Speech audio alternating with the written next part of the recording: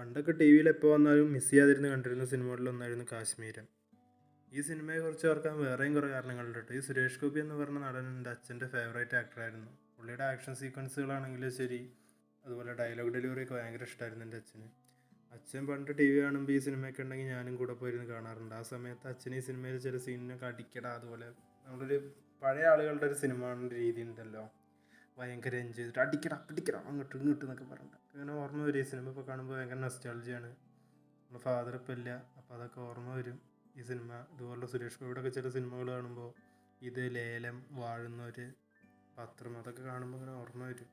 ഞങ്ങൾ രണ്ടുപേരൊക്കെ ഒന്നിച്ചിരുന്ന് കുറേ തവണ കണ്ടിട്ടുണ്ടല്ലോ എന്നൊക്കെ. അത് പറയുന്നത് നമ്മൾ സിനിമയെക്കുറിച്ച് പറയുകയാണെങ്കിൽ, ഇത് ഒരു രാജീവ് അഞ്ചലാണ് ഈ സിനിമ സംവിധാനം ചെയ്തിരിക്കുന്നത്. AK സാജനായിരുന്നു സ്റ്റോറി.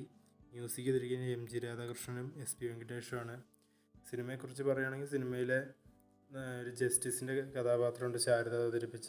അവർക്ക് ഇതിലൊരു വധഭീഷണി വരുന്നതും അവരെ സംരക്ഷിക്കാൻ സെക്യൂരിറ്റി ഗാർഡായിട്ട് ബ്ലാക്ക് ആയിട്ട് ഇതിലുള്ള സുരേഷ് ഗോപി വരുന്നതൊക്കെയാണ് സിനിമയുടെ ഇതിവൃത്തം. ശേഷം വീട്ടിലൊരാളെ ടെററിസ്റ്റുകൾ തട്ടിക്കൊണ്ടുപോകുന്ന രക്ഷിക്കാൻ ശ്രമിക്കുന്നതൊക്കെയാണ് സിനിമ. ഭയങ്കര ഗ്രാൻഡിയറായി എടുത്തൊരു സിനിമയാണ്. ആ കാലത്ത് തന്നെ വലിയ ബഡ്ജറ്റ് ഇട്ട് എടുത്ത പോലെ വലിയൊരു ഹിറ്റ് വരുന്നു ഈ സിനിമ കാലഘട്ടത്തിൽ. ഈ സിനിമയുടെ ക്ലൈമാക്സ് ഫൈറ്റൊക്കെ വേറെ ലെവലാണ്. ഇതിൽ മ്യൂസിക് ആണെങ്കിലും ശരി, സോങ്സൊക്കെ സെറ്റ് ചെയ്തിരിക്കുന്നതൊക്കെ നല്ല രസമായിട്ടാണ്. കണ്ടിട്ടില്ലാത്തവരാണെങ്കിൽ എന്തായാലും ഒന്ന് കണ്ടു നോക്കുക. കിടിലം പടമാണ് കേട്ടോ, മിസ് ചെയ്യരുത്. പിന്നെ കണ്ടവരാണെങ്കിൽ നമ്മൾ കമൻറ്റ് ബോക്സിൽ രേഖപ്പെടുത്തുക. നിങ്ങളുടെ കുട്ടിക്കാലത്തേക്ക് നിങ്ങൾ എങ്ങനെയാണ് ഈ സിനിമ എൻജോയ് ചെയ്തിരുന്നത്, നിങ്ങൾ കണ്ട ഓർമ്മകളൊക്കെ ഉണ്ടെങ്കിൽ ഒന്ന് പറയും. കേൾക്കാൻ രസമുള്ള കാര്യമല്ലേ. നമ്മളൊക്കെ ഒരു 19 കിഡ്സ് അല്ലേ, നമുക്കൊക്കെ അത് മനസ്സിലാവുമെന്നാണ് ഞാൻ വിചാരിക്കുന്നത്. എന്തായാലും എനിക്ക് ഈ സിനിമ എന്ന് പറഞ്ഞാൽ ഒരുപാട് നൊസ്റ്റാൾജിയ. ആ ക്ലൈമാക്സിൽ സുരേഷ് ഗോപിയുടെ ആ വരവും ഇന്ത്യൻ ആൻഡും ഒക്കെ വേറെ ലെവലാണ്.